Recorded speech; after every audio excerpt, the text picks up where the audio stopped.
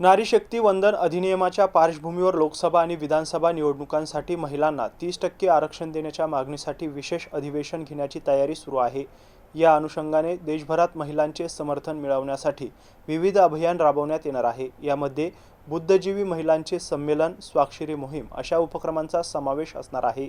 तसेच गाव तांड्यापर्यंत या निर्णयाची माहिती पोहोचवण्यासाठी विशेष प्रयत्न केले जाणार आहेत। महाराष्ट्र प्रदेश महिला मोर्चाच्या विशेष निमंत्रित ॲडव्होकेट माधुरी अदवंत यांनी ही माहिती दिली आहे। पाहूयात।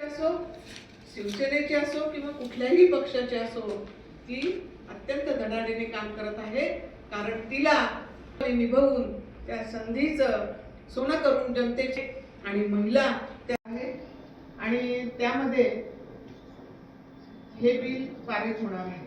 नेतृत्वाला सक्षम करण्यासाठी हे जे बिल पारित होणार आहे, यामध्ये 33% आरक्षण हे महिलांना देण्यात। नारी शक्ती वंदन अधिनियम हे जे बिल पारित होणार आहे, त्यासाठी 16, 17, 18 हे 3 दिवस विशेष अधिवेशन बोलवण्यात येणार आहे। या अधिवेशनाच्या आधी महिलांच्या सहभागातनं वेगवेगळे अभियान राबवण्यात येणार आहे।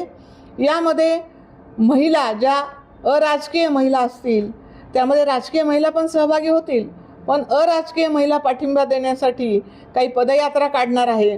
त्यामध्ये NGO असतील, बचत गट असतील, भजनी मंडळ असतील, यांना जो आनंद झालेला आहे हा या पदयात्रेतनं त्या व्यक्त करणार आहेत।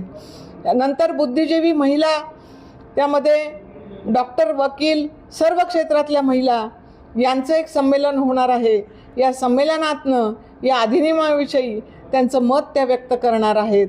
दुसरं, या सर्वसामान्य महिला ज्या आहेत, त्या सर्वसामान्य महिला आपलं मोदीजींनी आम्हाला आत्तापर्यंत दिलेली जी वेगवेगळ्या उपलब्धी आहे आणि त्यासोबत नारी शक्ती वंदन अधिनियम हा जो कायदा 33% आरक्षणाचा ते लागू करणार आहेत, या सगळ्या योजना आणि या अधिनियमासाठी धन्यवाद मोदीजी म्हणून असं त्यांना एक पोस्ट कार्ड पाठवणार आहेत। शहरामध्ये वेगवेगळ्या ठिकाणी स्वाक्षरी मोहीम चालू आहे।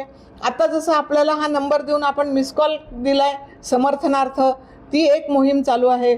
स्वाक्षरी मोहीम असेल, संमेलन असेल, पदयात्रा असेल आणि मिस कॉल असेल आणि धन्यवाद मोदीजींचे हे जे आपण पोस्ट कार्ड पाठवणार असो, ह्या सगळ्या ह्याच्यामध्ये आपण सगळेजण आम्हाला नक्की प्रोत्साहित करताल, ऊर्जा देताल याची खात्री आहे।